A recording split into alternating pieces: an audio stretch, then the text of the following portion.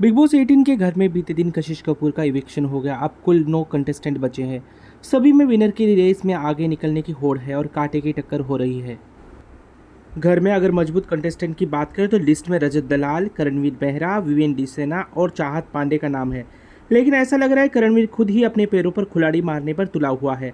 अब देखिए ना, उसका एटीट्यूड का लेवल इतना हाई हो गया है, घर में हर किसी के साथ बदतमीजी करना हो या फिर हर मुद्दे में टांग अड़ाना। आइए आपको कुछ ऐसी एग्जाम्पल देते हैं जो उनके घमंड को उजागर कर रहा है। ऐसा लग रहा है कि उन्हें बिल्कुल निश्चित हो चुके हैं कि वही विनर बनेंगे। उनकी हरकतों की वजह से जो उनके पहले फैंस बने थे वो भी उसके अगेंस्ट आ चुके हैं। कशिश कपूर के इविक्शन पर, जब भी घर में किसी का इविक्शन होता है, चाहे उसके घर में कितने भी मुद्दे हो, लास्ट टाइम में सभी गुड बाय कहते ही हैं। लेकिन कशिश कपूर के बेघर होने पर ऐसा नहीं हुआ। हालांकि घर के बाकी लोग आए, मगर करण मेहना ने तो ये कह दिया, जो दूसरों की इज्जत नहीं करता मैं उसकी नहीं करता। उनका ये चेहरा देखकर उनके फैंस को काफ़ी बुरा लगा। इस वजह से वो ट्रोल भी हो रहे हैं।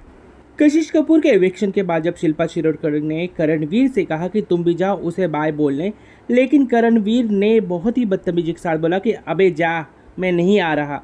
एक सीनियर कंटेस्टेंट के से इस तरह से बोलना कहीं से भी उचित नहीं है। हालांकि इससे पहले भी कई बार वो शिल्पा के साथ बदतमीजियाँ कर चुके हैं। करणवीर ने न सिर्फ घर वालों के साथ बल्कि उनके परिवार वालों के साथ भी ऐसा ही व्यवहार किया।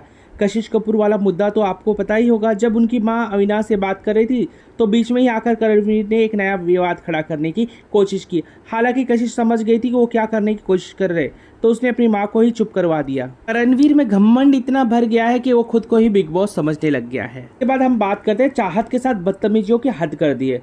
करणवीर मेहरा ने चाहत पांडे को भी नहीं बख्शा है। करण ने चाहत को एक बार नहीं बल्कि कई बार भला बुरा कहा है।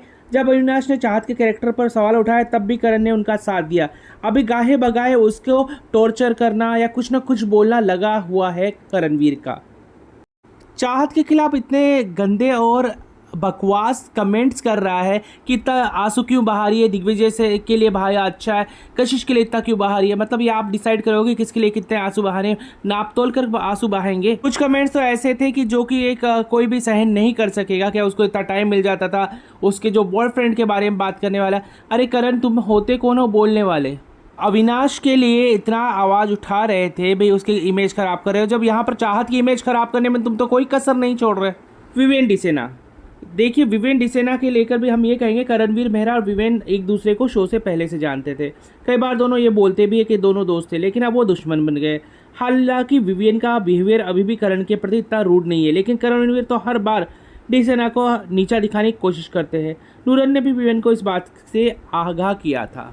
करणवीर मेहरे के अंदर इतना घमंड आ गया है कि वो अपने आप को शो का विनर ही समझने लगे हैं। लेकिन उनका एटीट्यूड देखकर लग रहा है कि उनका अभी ये डाउनफॉल शुरू हो चुका है। खतरों के खिलाड़ी जो था उसमें ट्रॉफी तो मिल गई, वही अब बिग बॉस 18 की चमचमाती ट्रॉफी उनके हाथ में नज़र आती हुई नहीं लग रही है, क्योंकि उनका घमंड बहुत बढ़ गया है, बदतमीजियाँ बढ़ चुकी है। खुद को तो कहीं बिग बॉस से बड़ा भगवान ही समझने लग गए हैं। तो दोस्तों, आपको करणवीर का बदला हुआ बदतमीज वाला रूप कैसा लगा कमेंट करके ज़रूर बताइए। क्या वो डिज़र्व करता है विनर बनना, ये भी कमेंट करके बताइए। और चैनल को प्लीज़ सब्सक्राइब जरूर कीजिए। आपका अपना चैनल है। Thank you so much.